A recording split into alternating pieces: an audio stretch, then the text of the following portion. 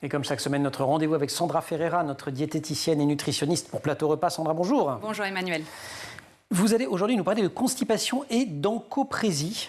Tout à fait. Vous ne savez pas ce qu'était l'encoprésie, je ne sais pas si vous savez ce qu'est l'encoprésie. C'est quand on se retient d'aller aux toilettes. Enfin, qu'on a peur de... Et il y a l'encoprésie, un petit truc en plus qu'on verra après. Mais effectivement, je vois que... s'y connaît très bien. Bravo. Le français quand même. Bah oui. Dites-nous ça très traumatisant que des enfants se... Bien justement, on va parler de ça, des éventuelles solutions. C'est pour ça qu'on en solutions. parle en fait. En fait, déjà, qu'est-ce que la constipation? Parce qu'il y a vraiment la constipation et l'encoprésie qui vient après la constipation. Si vous observez que votre enfant ne va pas à la selle ou n'y va qu'1 à 2 fois par semaine, ou s'il va régulièrement aux toilettes, mais qu'il a du mal à émettre la selle, qu'il a mal au ventre, qu'il a des selles volumineuses ou, à l'inverse, toutes petites, mais très très dures, votre enfant souffre probablement de constipation.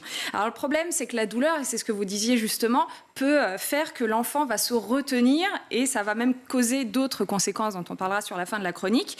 Sachez que la constipation, c'est le plus souvent dû à un problème fonctionnel qu'un problème organique. C'est-à-dire que c'est pas dans le corps, quoi. Voilà, c'est pas des maladies. C'est rarement chez l'enfant une maladie ou une malformation. Et comment ça s'installe alors? Alors ça s'installe tout simplement ou à cause de l'alimentation. Bon, quand c'est ça, je vais vous donner des solutions juste après, bien évidemment. Ça, c'est le moment où elle me fait manger des légumes. Ah bon? Ouais. Ben oui, c'est vrai. Ou à cause de médicaments, hein, ça peut être la prise de certains médicaments. C'est une constipation qui va être passagère au final et le parent est rassuré. Et puis ce à quoi Mathilde faisait référence? La vie en collectivité. Ouais. Et oui, la vie en collectivité, des toilettes sales qui font que l'enfant va se retenir et va attendre le retour à la maison. Ça peut être aussi qu'il est pris par un jeu, il se retient, la récré, il veut pas, et puis après, arrivé en classe, il n'a pas le droit d'y retourner, alors là, il se retient, voilà, on est mal parti. Alors les conseils, si mon enfant souffre de constipation. Alors si on parle d'alimentation, vous le saviez déjà, Emmanuel, une alimentation riche en fibres, on va lui dire manger des fruits, des légumes, enfin on va pas lui dire, on va lui faire manger des fruits et des légumes secs, tout simplement, des lentilles, des haricots secs, les enfants aiment bien même sous forme de purée. Très très bon. Des féculents, mais plutôt complets ou semi-complets, donc ce sont des pâtes et du riz qui ont une couleur un peu plus foncée. Et on évite tous les aliments qu'on prend quand on a eu le gastro, donc carottes, bananes, riz blanc, etc. Exactement, cuisiner avec l'huile d'olive. Et on donne de l'eau, on fait boire, parce que pour que la selle soit bien volumineuse, il faut boire. Pourquoi pas de l'eau de départ, qui est une marque particulièrement riche en magnésium et qui va aider à aller à la selle. D'accord, plus qu'Evian, plus que Vitel. Ah oui, complètement. Les bars va être riche en magnésium. Et l'activité physique. Eh oui. Le sport. Faire du sport, bouger, marcher, ça va aider aussi à la constipation.